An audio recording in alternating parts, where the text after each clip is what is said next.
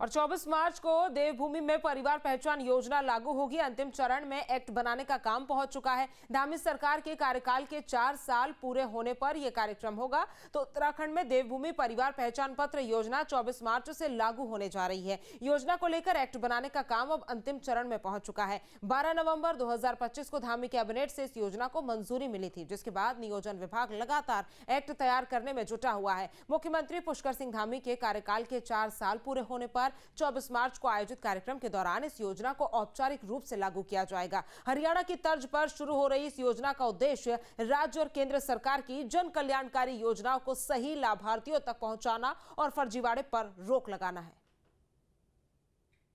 देवभूमि परिवार पहचान पत्र का जो प्रोजेक्ट है, इसको लीगल सैंक्टिटी देने के लिए हम उसके लिए एक एक्ट बना रहे हैं।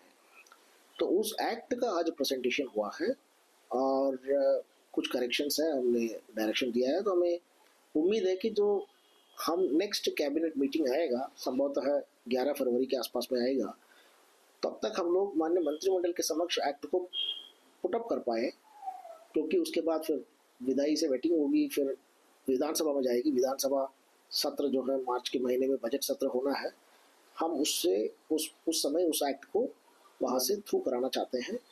और 24 मार्च को हमारी जो वर्तमान सरकार है उसके 4 साल का कार्य पूर्ण हो रहा है और उस समय उस ओकेजन में कई सारे प्रोग्राम्स होंगे। उसमें एक प्रोग्राम हम ये भी रखना चाह रहे हैं।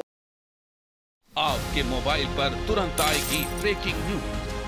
स्क्रीन पर सबसे पहले दिखेगी बड़ी खबर। देश दुनिया की हर खबर एक जगह। अब आपके मोबाइल पर तुरंत फटाफट इंस्टॉल कीजिए न्यूज नेशन ऐप और रखिए खुद को अपडेट।